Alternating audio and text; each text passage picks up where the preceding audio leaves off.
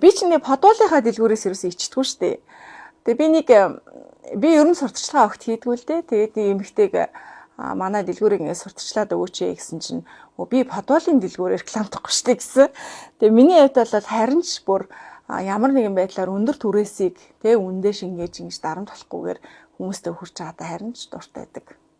Энэ хөшгөнүүдийн материал ер нь чанарыг нь яг яаж шалгадгийн бол тандгийн бол маш сонирхолтой. Бид яг одоо Hermes Home хөшгөний дэлгүүр дээр ирсэн байна.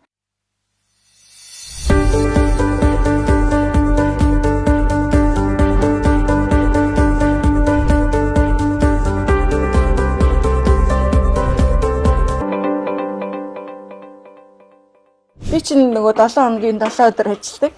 Тэгээд би чинь бизнестэй маш хайртай учраас одоо энэс ерөөсөө уйдахгүй тийм болохоор байнга нэгдүгээрт байдаг. Хоёрдугаарт гэвэл яг үйлчлүүлэгч нар маань хамгийн одоо асуудалтай байдаг өнгө сонголт гэдэг юм дээр би өөрөө туслахыг одоо зөвлөөд сонголцохыг хичээдэг. Манайх болохоор 2023 оноос эхэлж үйл ажиллагаа явуулж байгаа.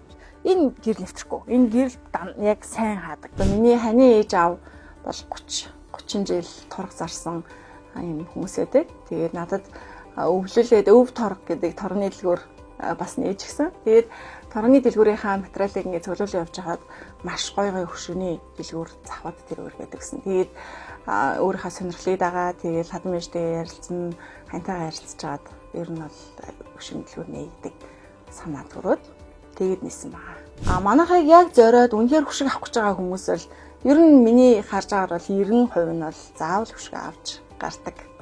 За одоо тэгэхээр бид нар захиалагч айлдаа ирсэн байна. Энэхүү айл маань 6 хоногийн өмнө өнгөө сонгоод хэмжээг өгөөд бидэнд бүхэнд одоо захиалга өгсөн байгаа. За хөшиг маань бэлэн. Тэгэхээр одоо бүгдээрээ энэ айлынхаа хөшгийг хийж үзье.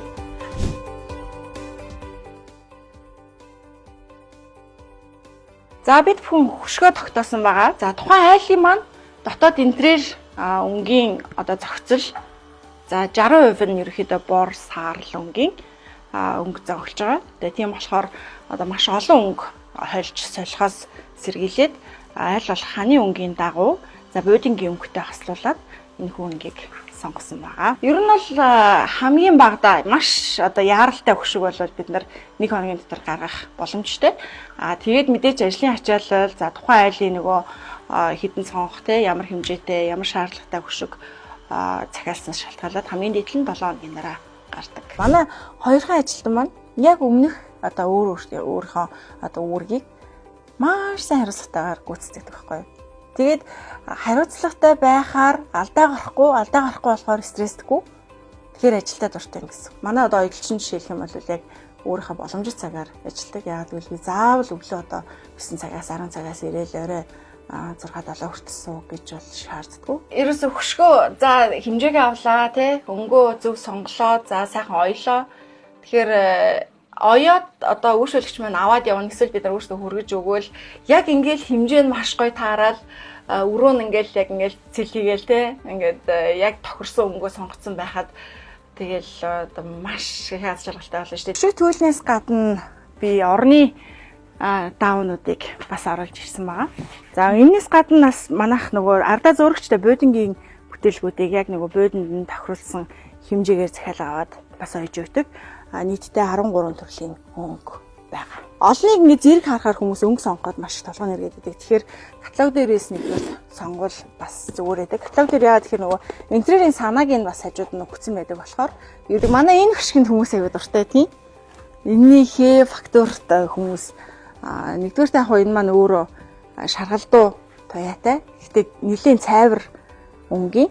Тэгээ хүмүүс энэ хөшгөнд хамгийн их дуртай. Миний бест селлер одоо хөшгөнүүдийн нэг байгаа.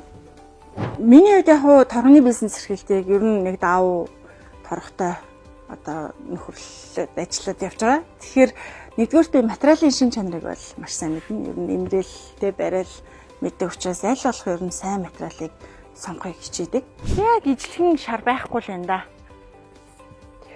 Яг ижлэхэн л байвал аягүй гоё болно. Хоёр материал нь.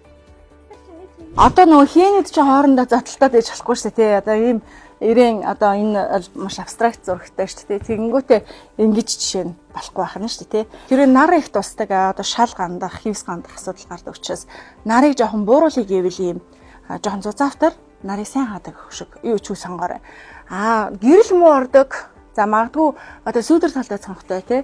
Тийм бол нарыг одоо гэрлийг бууруулдаггүй нефт одоо ингэж харагддаг нэмэн хөшиг сонгол зүгээр байдаг. Би чинь энэ байранд амьдардаг.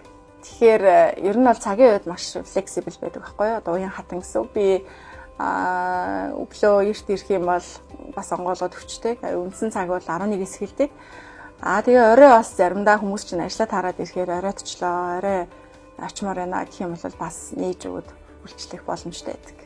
Нэрээ бас нэг юм нэмж хэлэхэд хүмүүс ингээд гэрээ өөрчлөмөр гэдэг штэ тийм ингээд нях гоё одоо хавар болохоор ч гэдэм үү эсвэл нэг хүмүүс ирэх эсвэл нэг баяр болохоор ингээд гэрээ өөрчлөмөр санагддаг.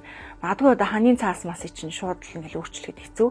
Гэтэл хөшгөө өөрчлөхөд гэрийн дотоод уур амьсгал интерьер тий дотоод нэг энэ заслаа шинжилсэн юм шиг амархан тэр бол салхад маш амархан аргаар гоё олгож болдог.